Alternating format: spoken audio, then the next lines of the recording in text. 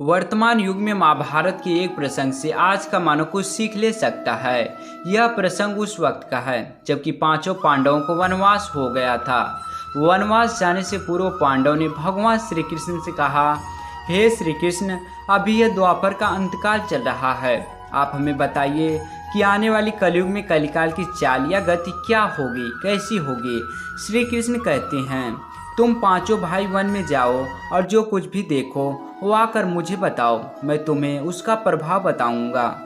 आखिर उन 5 भाइयों ने वन में ऐसा क्या देखा और श्री कृष्ण ने क्या जवाब दिया, ये जानने के लिए वीडियो को आखिर तक जरूर देखिएगा।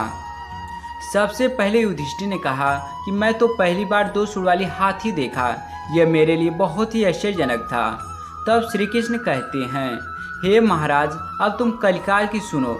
कलयुग में ऐसे लोगों का राज्य होगा जो दोनों ओर से शोषण करेंगे, बोलेंगे कुछ, करेंगे कुछ, मन में कुछ और कर्म में कुछ।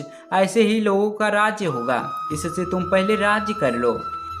युधिष्ठिर के बाद अर्जुन ने कहा कि मैंने जो देखा वह तो इससे भी कई ज़्यादा आश्चर्यजनक था। मैंने देखा कि एक पक्षी के पंखों पर वेद की रचनाएं लिखी हुई है और वह पक्षी मुर्दे का मांस खा रहा है। तब श्री कृष्ण कहते हैं, इसी प्रकार कलयुग में ऐसे लोग रहेंगे जो बड़े ज्ञानी और ध्यानी कहलाएंगे। वे ज्ञान की चर्चाएं तो करेंगे लेकिन उनके आचरण राक्षसी होंगे।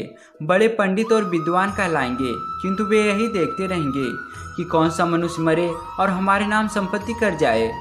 हे अर्जुन, संस्था के व्यक्ति विचारेंगे कि कौन सा मनुष्य मरे और संस्था हमारे नाम हो जाए।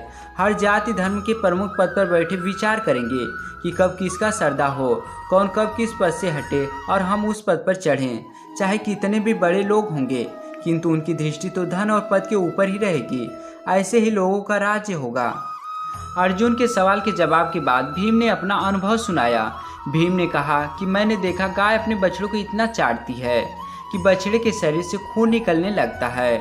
तब श्री कृष्ण कहते हैं, कलयुग का मनुष्य शिशुपाल हो जाएगा। कलयुग में बालकों के लिए इतना ज़्यादा ममता करेंगे कि उन्हें अपने विकास का अवसर ही नहीं मिलेगा। मोह माया में घर बर्बाद हो जाएगा। किसी का बेटा घर छोड़कर साधु बनेगा तो हजारों व्यक्ति दर्शन करेंगे, किंतु यदि अपना बेटा साधु बनेगा तो रोएंगे कि मेरे बेटे का क्या होगा। इतनी सारी ममता होगी कि उसे मोह माया और परिवार में ही बांध कर रखेंगे और उसका जीवन वहीं खत्म हो जाएगा। अंत में बेचारा अनाथ होकर मरेगा। वास्तव में लड़के तुम्हारे नहीं हैं, वे बहुओं की अमानत हैं। लड़कियां जमाइयों की अमानत हैं और तुम्हारा यह शरीर मृत्यु की अमानत है। तुम्हारी आत्मा परमात्मा की अमानत है। तुम अपने शाश्वत संबंध को जान लो बस। भीम के बाद सहदेव ने पूछा, हे श्री कृष्ण, मैंने जो देखा उसका क्या मतलब। मैंने देखा कि 5-7 भरे कुएं के बीच का कुआं एकदम खाली है, जबकि ऐसे कैसे संभव हो सकता है। तब श्री कृष्ण कहते हैं, कलयुग में धन के भंडार होंगे।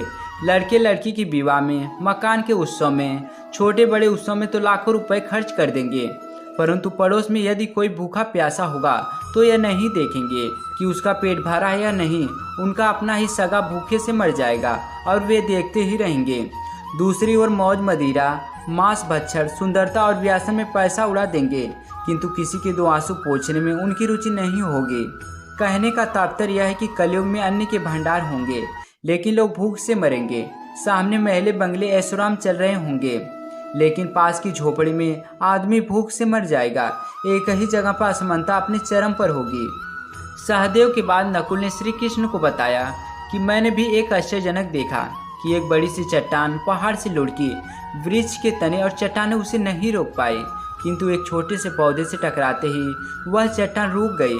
तब श्री कृष्ण ने कहा, कलयुग में मानव का मन नीचे गिरेगा, उसका जीवन पतित होगा। यह पतित जीवन धन की शिलाओं से नहीं रुकेगा, न ही सत्ता के वृक्षों से रुकेगा, किंतु हरि नाम के एक छोटे से पौधे से मनुष्य का जीवन पतन होना रुक जाएगा। दोस्तों, आपको यह वीडियो कैसा लगा हमें कमेंट सेक्शन में ज़रूर बताएं और चैनल को सब्सक्राइब करें। और वीडियो देखने के लिए धन्यवाद।